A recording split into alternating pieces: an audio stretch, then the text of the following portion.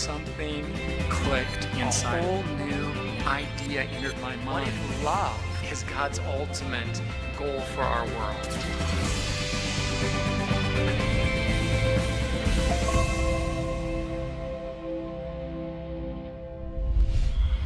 Hi, I'm Ty Gibson.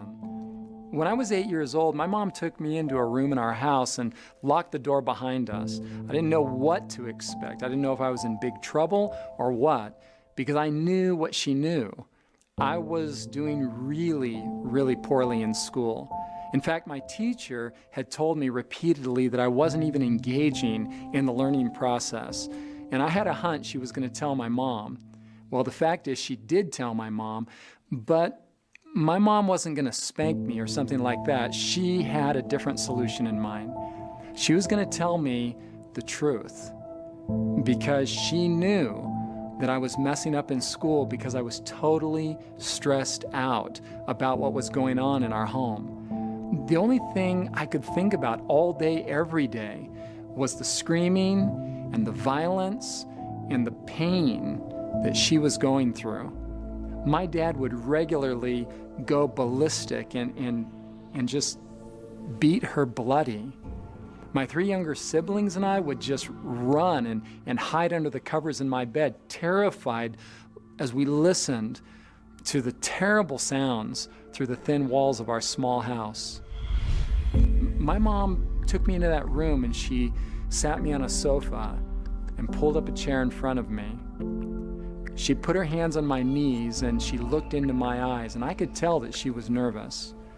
But out came the words that blew my mind. Charlie is not your dad. You gotta understand, I thought he was my dad. As far back as I could remember, he was the guy, the only guy. I was majorly confused in that moment. Well, then my mom, she reached in to her purse and she pulled out a photo. She flipped it around, she put it in my hands, and I looked into the face of a man I had no memory of. I had never seen this face.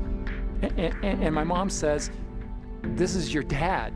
His name is Johnny, and Ty, I want you to know that he never hit your mommy."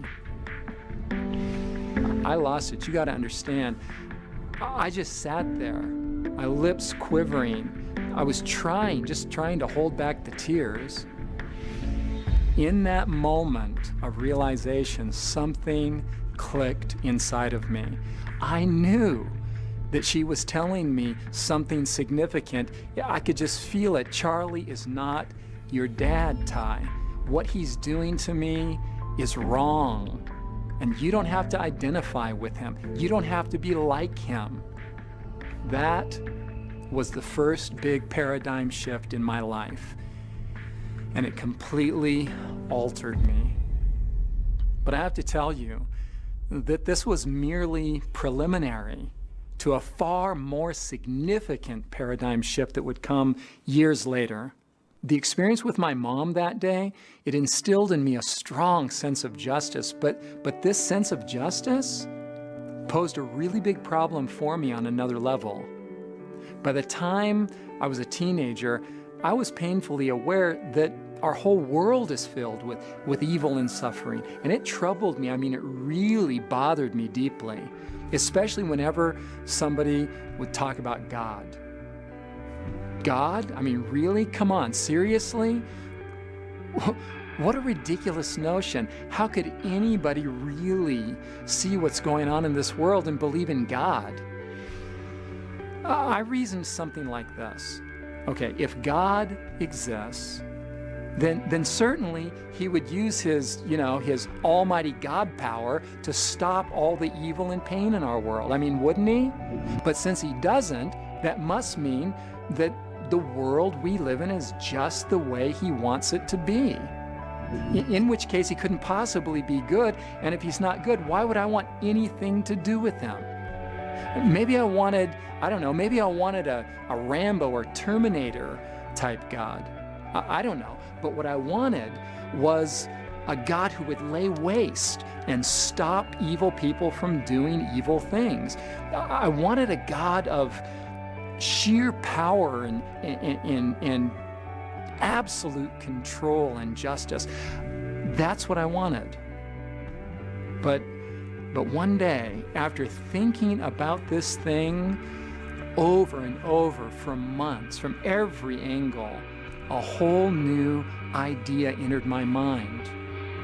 What if love and not control is God's ultimate goal for our world? If that were true, a whole new framework of understanding would naturally follow. I remember sitting there in my bedroom, 17 years old, surrounded with rock and roll posters all over my walls, lines of Coke on a mirror right next to me, and suddenly a whole new thought entered my mind. I realized that love cannot exist without freedom, and that freedom allows for both good and evil. Love by its very nature must be voluntary. A world in which wrongdoing would be impossible would be a world in which love would be impossible too. So if love were God's end goal, freedom would be the only way He could get us there. For the first time in my life, it was plausible that a God of almighty power and perfect goodness could actually exist with a world like ours on His hands. Amazing. My paradigm was shifting again, this time regarding God.